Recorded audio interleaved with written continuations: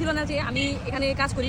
এত পড়াশোনা করছি, দেখা যাচ্ছে পর্যাপ্ত পরিমাণে ফাইন্যান্সিয়াল কন্ডিশন ছিল না, আর ভালো একটা জব করতেছিলাম, স্যালারি সবকিছু মিলিয়ে হচ্ছে স্যাটিসফ্যাকশনের কাজ করতেছিল না। যার কারণে আমি চিন্তা করলাম যে না, আমি হচ্ছে গিয়ে ছোট থেকে শুরু করি, সেটা ফুটপাথ থেকেই। আমার কাছে ফিল হয় যে চাকরির পিছনে না ছুটে নিজেই যদি কিছু করতে পারি, সেক্ষেত্রে নিজেকে এস্টাবলিশ করা যাবে বা আমি হচ্ছে আমার শখগুলো পূরণ করতে পারবো। এখানে কাজ করি, এত পড়াশোনা করছি, তারা আসলে আমি সরকারি চাকরি করি, কিন্তু কাজ করতেছিল। তো আমি চিন্তা করলাম যে না, ঠিক আছে, আমি বিজনেসই করবো। তখন আমি ফ্যামিলিকে শেয়ার করি, ফাইন্যান্সিয়াল কন্ডিশন একটা সাপোর্ট পাইনি, ইভেন তারা চাচ্ছিল না আমি করি। তখন আমি আমার আরেক বান্ধবীকে শেয়ার করি, সে হচ্ছে আমাকে টোটালি ফুল ফান্ড দিয়ে মানে শুরু করার জন্য মোটিভেট করে। আর আমরা হচ্ছে গিয়ে শুরু করে দিই এই ফুড কার্ট। এখন হচ্ছে আমার বিজনেসটা ভালোই যাচ্ছে, কারণ আমি শুরু করেছিলাম 2টা হাঁস দিয়ে। যেমন আজকেও আমার এখানে পাওয়া যায় হান্ডি বিফ, হান্ডি হাঁস আর চিটাগাং নোয়াখালীর ঐতিহ্যবাহী পিঠা, যেটা হাঁসের ডিম দিয়ে বানানো হয়, এখন পর্যন্ত পপুলার। আর আমরাই হচ্ছে গিয়ে ঢাকাতে এরকম স্ট্রিট বলেন, রেস্টুরেন্ট বলেন, আমরাই প্রথম নিয়ে আসছি এই গোলাজার পিঠাটা। হ্যাঁ, গোলাজার, অনেকে পাতলা চিতই বলে, তবে এটা হচ্ছে চিটাগাং নোয়াখালী ফেনীর দিকেই হচ্ছে খুবই পপুলার। আর আমার এখানে ওই দিকে কাস্টমাররা খুবই আসে জাস্ট ফর এই গোলাজার পিঠাটার জন্য, মানে এত জনপ্রিয় তাদের কাছে এই পিঠাটা। হাঁসের প্লেট হচ্ছে 230 টাকা করে, 4 পিস থাকে, 1 পিস রসুন থাকে।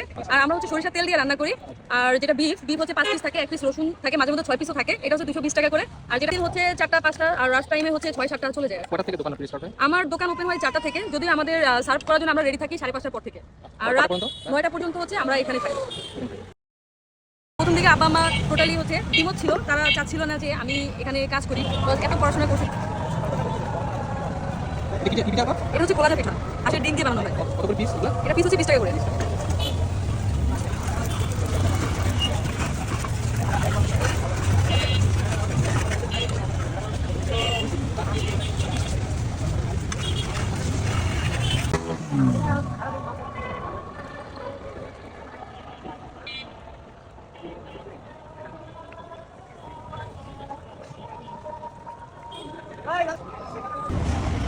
ভাইয়া এদিকে আসেন, আসলে আরেকটু কাজ আছে। আপনি দেখে আমার ভাই আগে রিভিউটা শেষ করে